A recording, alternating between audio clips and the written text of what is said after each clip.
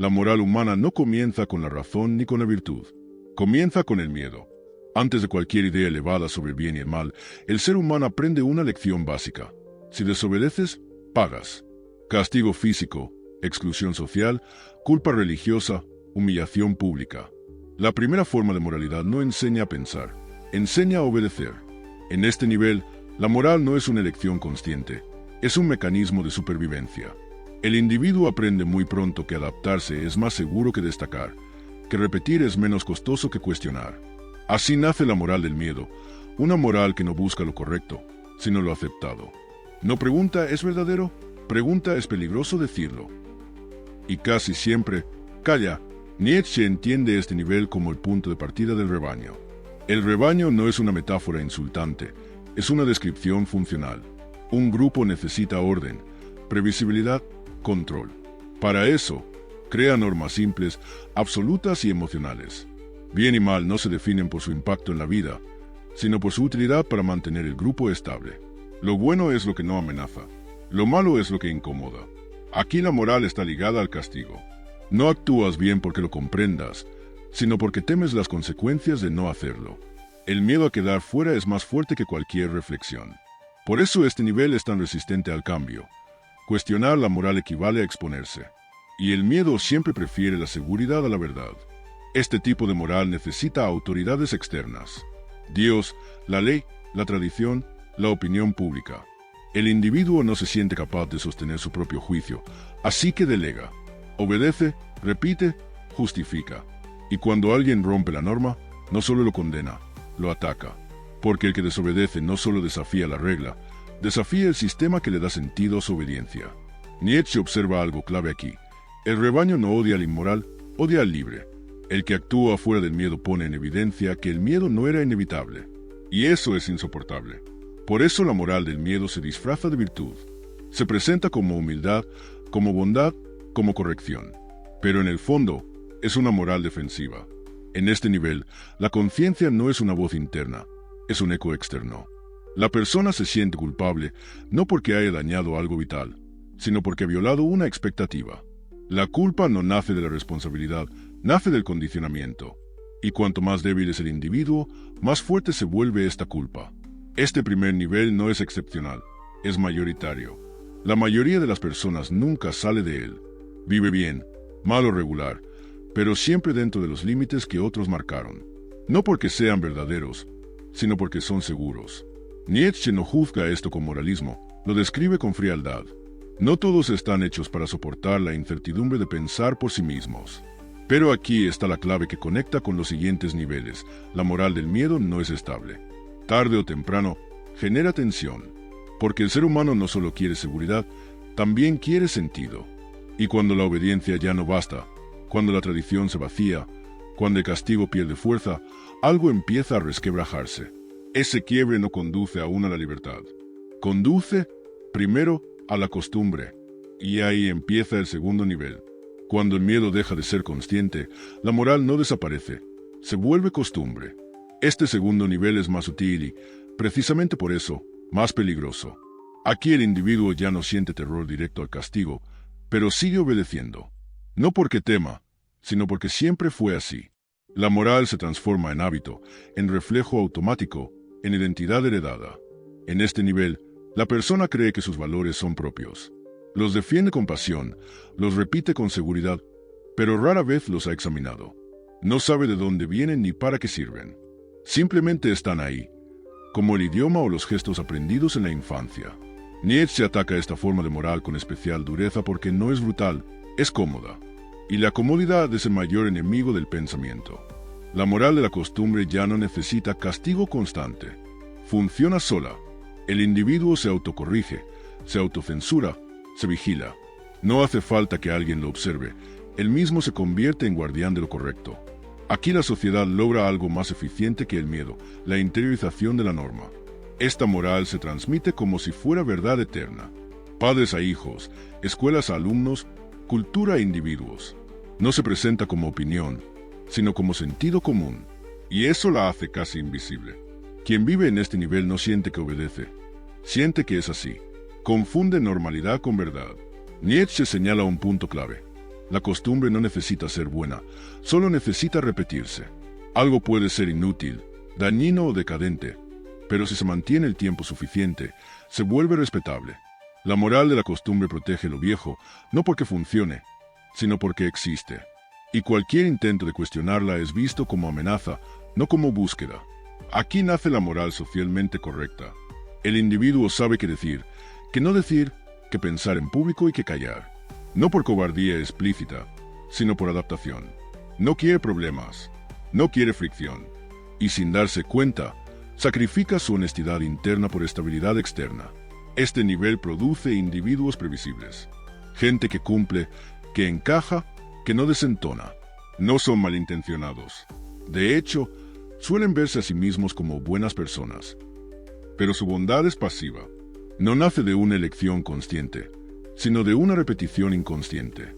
No eligen el bien, lo heredan. Nietzsche observa que esta moral es especialmente hostil hacia el pensamiento independiente. No porque sea peligrosa, sino porque es incómoda. El que cuestiona la costumbre obliga a los demás a mirar algo que prefieren no examinar, que viven sobre valores que nunca eligieron. Por eso el pensador molesta más que el criminal. El criminal rompe la norma. El pensador la pone en duda. Este nivel prepara el terreno para algo más oscuro. Cuando la costumbre empieza a perder sentido, cuando las promesas morales ya no se cumplen, cuando obedecer no trae recompensa, aparece una emoción nueva, el resentimiento. El individuo sigue obedeciendo, pero ahora con frustración. Ya no cree del todo, pero tampoco se atreve a romper. Ahí la moral deja de ser pasiva y se vuelve reactiva. Ya no se trata solo de seguir reglas, sino de usarlas como arma. Y así entramos en el tercer nivel, la moral del resentimiento. Cuando la costumbre deja de dar sentido y la obediencia ya no recompensa, aparece una emoción silenciosa y corrosiva, el resentimiento. Este tercer nivel no nace de la reflexión, sino de una herida. El individuo comienza a percibir que cumple, que respeta las reglas, que hace lo correcto, pero aún así no obtiene poder, reconocimiento ni plenitud. Y como no se atreve a romper con la moral heredada, hace algo más sutil, la reinterpreta. Aquí la moral deja de ser pasiva y se vuelve reactiva. Ya no sirve solo para regular conductas, sino para justificar una posición de inferioridad. El resentido no dice no puedo, dice no quiero. No dice soy débil, dice la fuerza es mala. Así, la impotencia se transforma en superioridad moral. No es una mentira consciente, es una operación psicológica profunda. Nietzsche identifica este mecanismo como el corazón de la moral de esclavos. No porque hable de cadenas físicas, sino de cadenas internas. El resentido no puede afirmarse, así que niega. No puede crear, así que condena. No puede ascender, así que redefine la altura como corrupción. La moral ya no se orienta a la vida, se orienta contra alguien. En este nivel, el bien y el mal se invierten. Lo que antes era admirado ahora se sospecha. La ambición se vuelve egoísmo. La excelencia se vuelve arrogancia. La independencia se vuelve amenaza. El resentido no ataca frontalmente al fuerte, lo juzga, usa la moral como arma simbólica. No necesita vencer, le basta con desacreditar.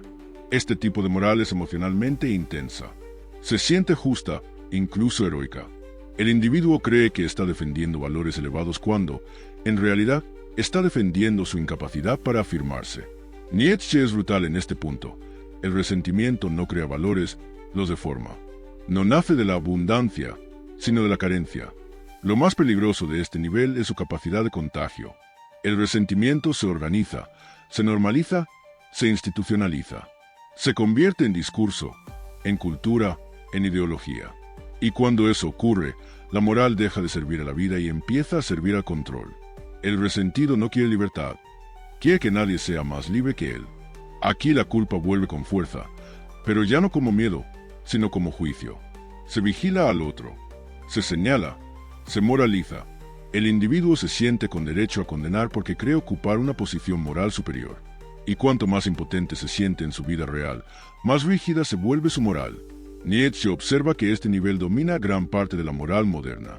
No porque la gente sea malvada, sino porque está frustrada. Incapaz de crear su propio camino, transforma su frustración en norma. Así, la moral deja de preguntar, ¿esto fortalece la vida? Y pasa a preguntar, ¿a quién puedo culpar? Pero este nivel tampoco es definitivo. El resentimiento agota. Vivir reaccionando consume energía. En algunos individuos, esa tensión produce una ruptura interna. Se dan cuenta de que juzgar no los hace más fuertes, que condenar no los libera. Y entonces ocurre algo raro. Dejan de mirar hacia afuera y empiezan a mirarse a sí mismos. Ese giro no es cómodo. Implica responsabilidad, soledad y disciplina. Pero es el primer paso hacia una moral distinta. Una moral que no reacciona, sino que se construye. Y ahí comienza el cuarto nivel. Después del resentimiento no viene la paz, viene el silencio. El individuo que alcanza este cuarto nivel no lo hace por iluminación repentina, sino por cansancio. Cansancio de juzgar, de compararse, de reaccionar. En algún punto comprende que la moral reactiva no lo hizo más fuerte, solo más amargado. Y entonces ocurre el verdadero quiebre. Deja de mirar al mundo como enemigo y empieza a mirarse como problema. Aquí nace la moral de la autodisciplina.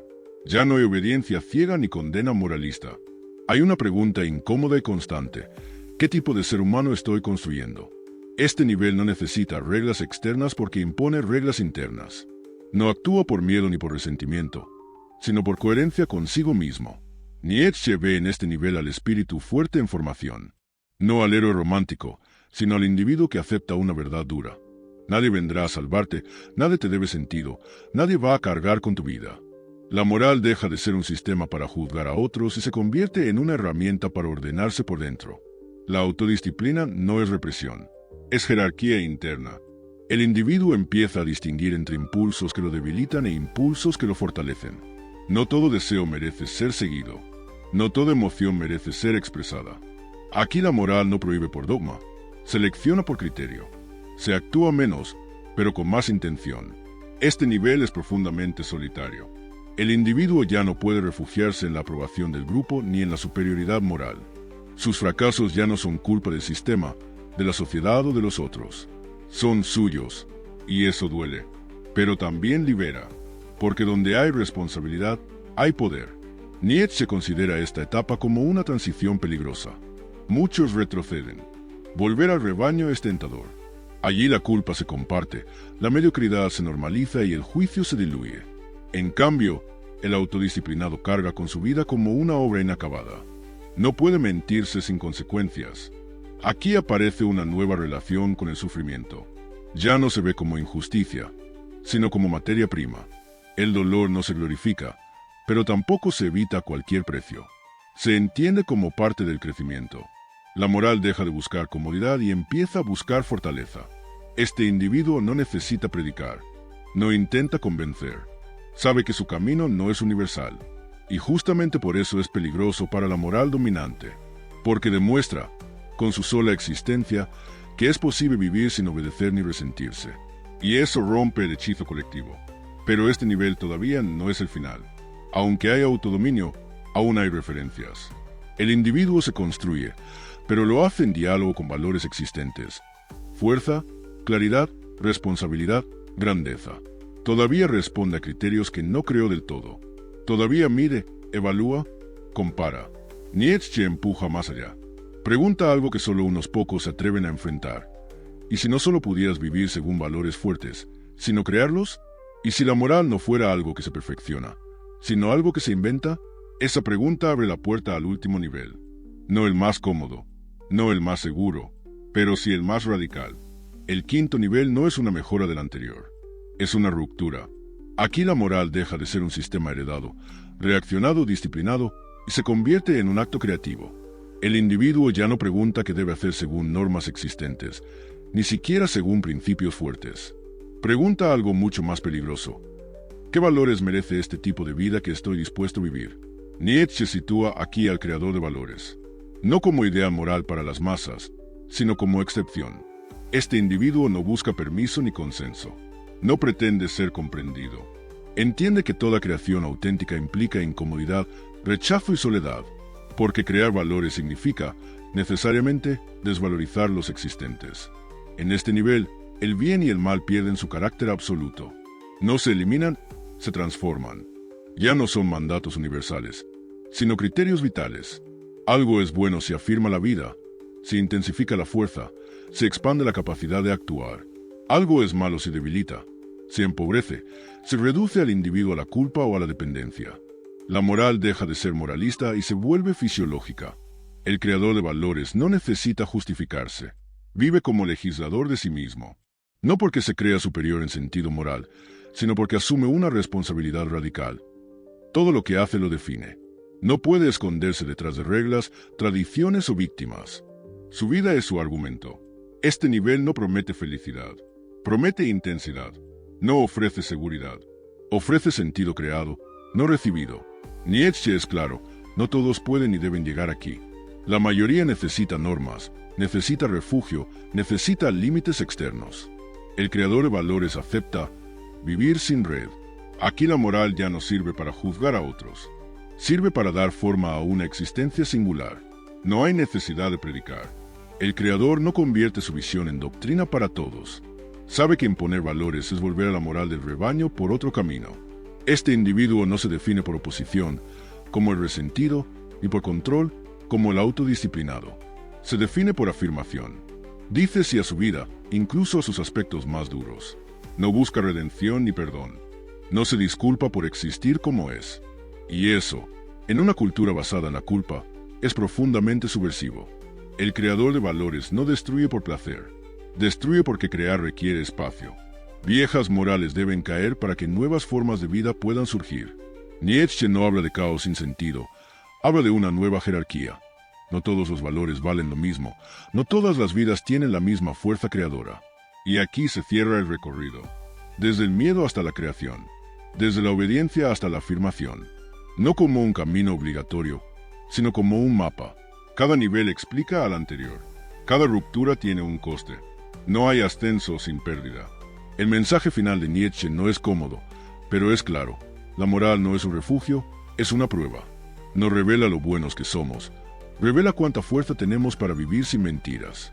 La pregunta no es en qué nivel está la humanidad. La pregunta es individual. ¿Tu moral te protege o te limita? ¿Te justifica o te exige? ¿Nace de tu miedo, de tu resentimiento, de tu disciplina o de tu capacidad de crear sentido? Nietzsche no te pide que elijas bien. Te pide que elijas con los ojos abiertos y que aceptes el precio de esa elección.